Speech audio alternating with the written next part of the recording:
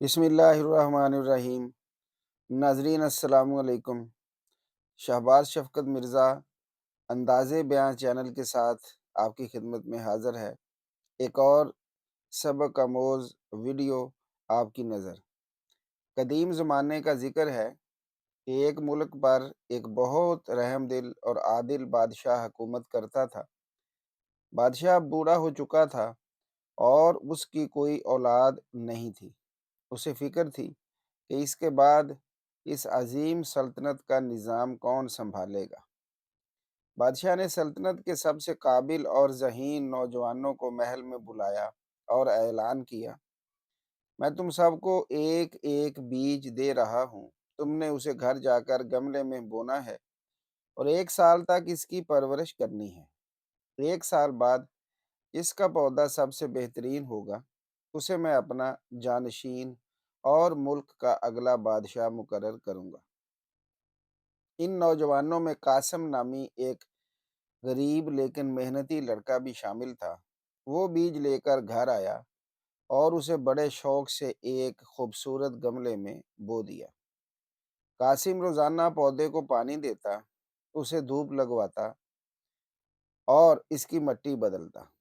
1 مہینہ گزرا، 2 مہینے گزرے، لیکن گملے سے کوئی کونپل نہ پھوٹی۔ دوسری طرف شہر میں چرچے تھے کہ کسی کا پودا 2 فٹ لمبا ہو گیا اور کسی کے گملے میں رنگ برنگے پھول نکل آئے ہیں۔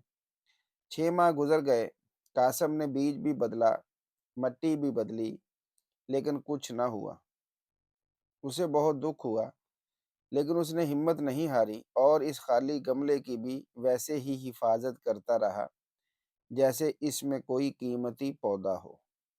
1 سال مکمل ہو گیا، تمام نوجوان اپنے اپنے گملے لے کر محل پہنچے۔ پورا دربار ہرے بھرے پودوں اور خوشبودار پھولوں سے بھرا ہوا تھا۔ قاسم اپنا خالی گملہ لے کر ایک کونے میں شرمندہ کھڑا تھا۔ دوسرے نوجوان اس کا مذاق اڑا رہے تھے کہ قاسم، کیا تم بادشاہ کو یہ مٹی دکھانے لائے ہو؟ بادشاہ دربار میں آیا اور تمام پودوں کا معائنہ کرنے لگا۔ وہ ہر خوبصورت پودے کو دیکھ کر خاموشی سے آگے بڑھ جاتا۔ جب وہ قاسم کے پاس پہنچا تو رک گیا۔ بادشاہ نے پوچھا، تمہارا گملہ تو خالی ہے، پودا کہاں ہے؟